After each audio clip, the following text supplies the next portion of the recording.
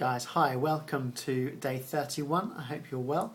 Today's readings, firstly in Exodus, we see Moses and Aaron, they ask Pharaoh to let the Israelites take 3 days, a bit of a break to go and worship, and Pharaoh says no.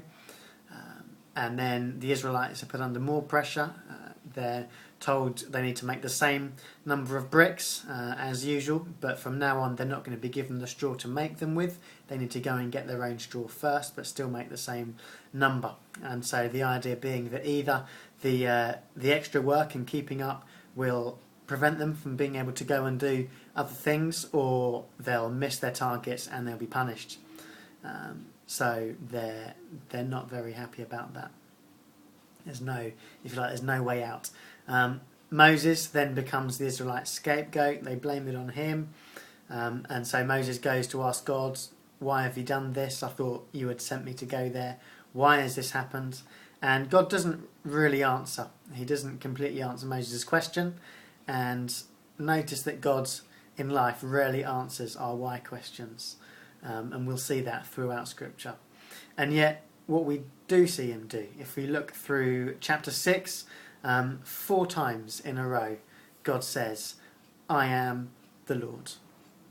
That reassurance that comes from that, kind of saying, look, trust me. I'm not going to tell you everything that's going on behind the scenes, but just trust that I am the Lord. And then 7 times God promises, I will do this, or I will do that. So there's reassurance and there's promise that comes from God. But we see in verse 9 that the Israelites didn't listen to that. They were already discouraged. They'd got it in their minds that God wasn't going to be with them or do anything for them. And how often we find ourselves under pressure or in difficult situations, and straight away we assume the worst and we're easily discouraged, and it's easy to forget or not believe the promises of God. Then we get from verse 13 onwards, we see that, if you like, the family tree of Moses and Aaron.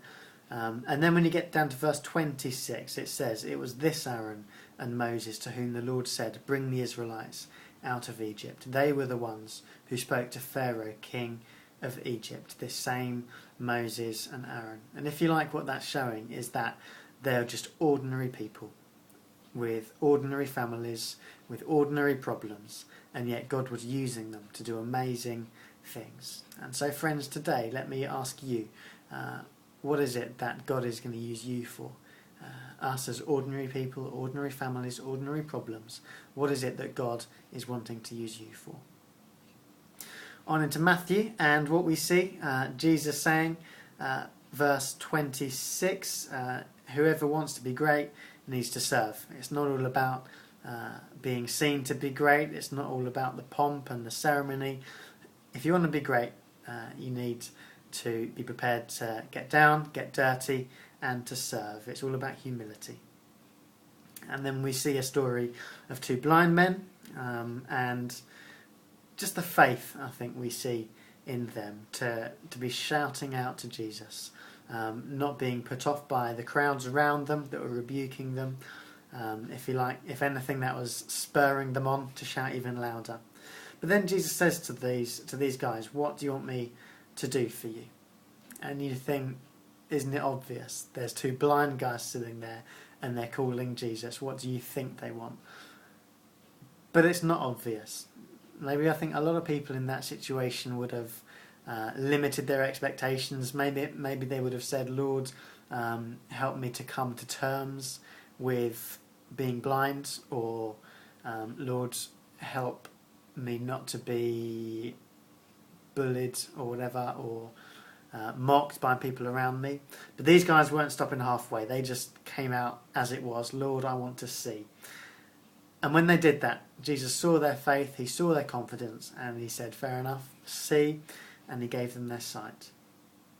Pretty impressive. In chapter 21, we see Jesus entering Jerusalem as king. He's gone from being a servant to being a king, but it's kind of being both at the same time. You see, when he comes in, he doesn't come in riding on a big horse. He comes in on a donkey. And there's that kind of juxtaposition there. Yes, the crowds are are welcoming him in, they're chanting him in, they're cheering, they're putting blankets down and palm leaves down in front of him. And yet Jesus is coming in on a donkey, using words from earlier in today's readings, not to be served, but to serve. Friends, enjoy your day, and I will see you tomorrow. God bless.